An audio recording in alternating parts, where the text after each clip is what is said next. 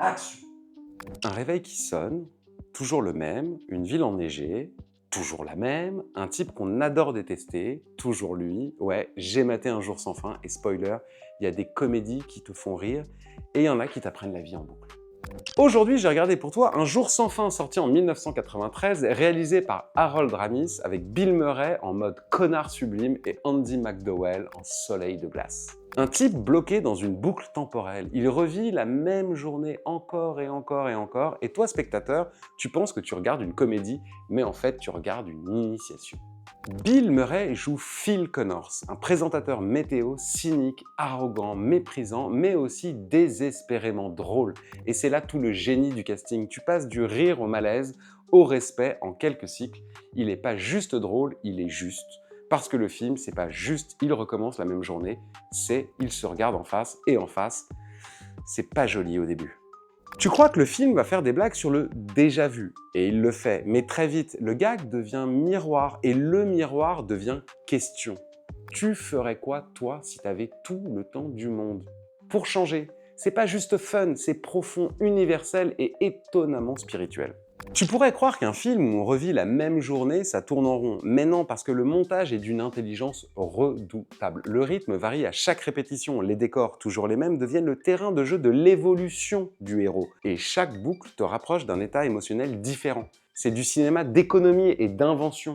Rien ne change et pourtant, tout bouge. Alors tu vas me dire que tu penses à Courlo la Cour pour la boucle avec variation, Mister Nobody pour la mécanique des possibles, Edge of Tomorrow pour la version action, et même un peu It's a Wonderful Life pour l'homme qui doit tomber au fond pour comprendre ce qui compte.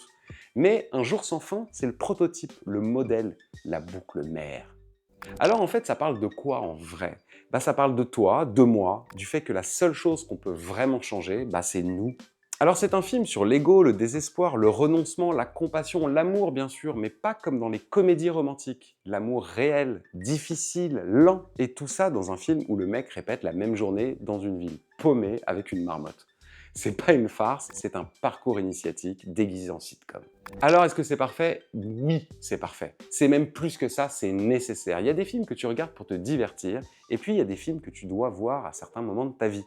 Un jour sans fin, c'est le miroir. Quand tu stagnes, quand tu t'enfermes, quand tu penses que c'est toujours pareil, il est là et il te dit « Ok, maintenant, qu'est-ce que tu vas toi faire de différent ?»